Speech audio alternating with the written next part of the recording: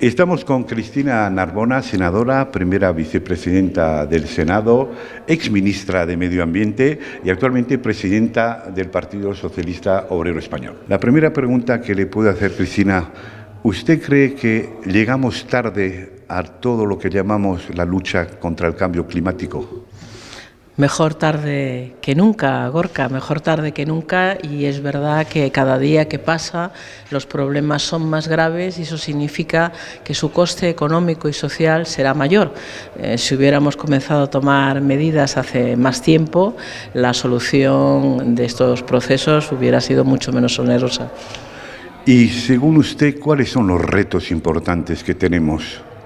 Hay, en primer lugar, un reto de cambio de paradigma y de cambio de conciencia. Mientras sigamos creyendo que lo importante es que aumente el Producto Interior Bruto y esa sea la forma de valorar si un gobierno lo hace bien o mal, si sube el Producto Interior Bruto o si sube el empleo, sin entrar en la calidad de ese Producto Interior Bruto o de ese empleo, vamos mal. Porque efectivamente el Producto Interior Bruto aumenta, por ejemplo, cuando hay incendios y se destruyen ecosistemas muy valiosos, pero gastamos muchísimo dinero en aviones, en hidroaviones, o cuando hay cualquier catástrofe de contaminación, todo eso aumenta el Producto Interior Bruto.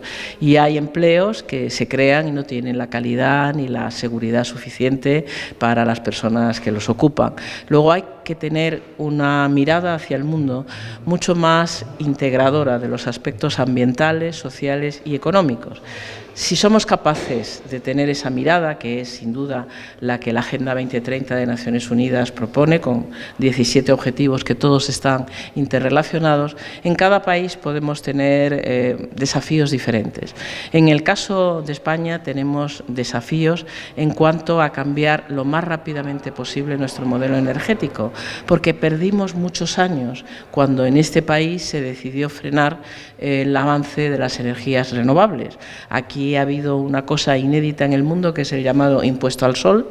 Eso no existía en ninguna otra parte. Afortunadamente el gobierno de Pedro Sánchez lo derogó y ahora ya se puede plantear una familia producir su propia electricidad con fuentes renovables y en condiciones económicas cada vez mejores. Luego hay un reto en lo energético, claramente tenemos que ir hacia la electrificación del transporte, por ejemplo, y tenemos que ir sobre todo a la expansión masiva en el uso de las energías renovables. Y España tiene un segundo problema grave, que es la política del agua. En materia de política del agua todavía hay quien cree que el problema se resuelve haciendo más embalses. Y tengo un amigo que es científico y experto en esta materia que siempre dice, bueno, si no llueve y construyes un embalse es lo mismo que si a un pobre le regalas un monedero vacío, porque ese embalse no va a traer el agua, si no hay agua no la hay, ¿no? Luego tenemos que empezar a contemplar que en la perspectiva del cambio climático cada vez va a llover menos, que cuando lo haga lo hará de forma torrencial y muy intensa y por lo tanto tenemos que centrarnos en la gestión de los recursos que tenemos, gestionar mucho mejor las aguas subterráneas, procurar no agotar los acuíferos y no contaminarlos. Vengo de estar ayer en la gran manifestación en defensa del Mar Menor, donde ha explotado literalmente un problema de contaminación que llevaba muchos años. El diagnóstico que tenemos sobre toda esta problemática, que es una problemática que nos incumbe a todos, tiene un problema de conciencia de la sociedad en general, pero también las empresas tienen que tomar partido y sobre todo los gobiernos. Y cuando hablo de gobierno, hablo del gobierno de España o el gobierno de Europa. Ahí tendría que haber una política común para luchar contra ese cambio climático. Por supuesto, y eso es lo que se plantea desde las ciudades, que tienen competencias tan importantes en la lucha contra el cambio climático como las competencias en materia de movilidad.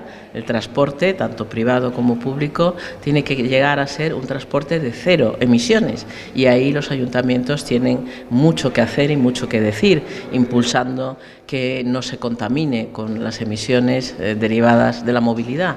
Pero luego también los gobiernos regionales tienen, por ejemplo, una competencia fundamental que es la del urbanismo.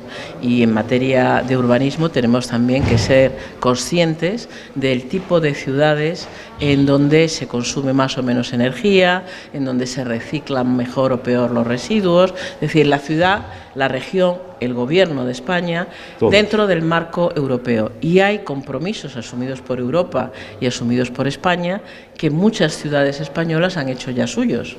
Claro, digamos que es una responsabilidad colectiva. Y para terminar, usted que conoce muy bien este tema, que lleva tantos años dedicándose a la ecología y al cambio climático, ¿es positiva o ve las cosas, digamos, más oscuras de las que son? No hay que negar la gravedad.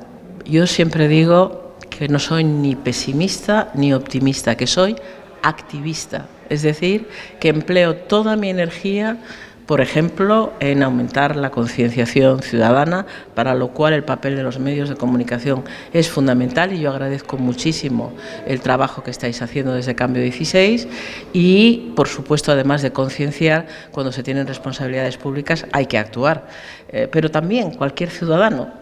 Los que nos estén oyendo, por ejemplo, que sepan que comer carne, y en particular carne de vacuno, contribuye y mucho a las emisiones de metano, que es uno de los gases que producen el cambio climático.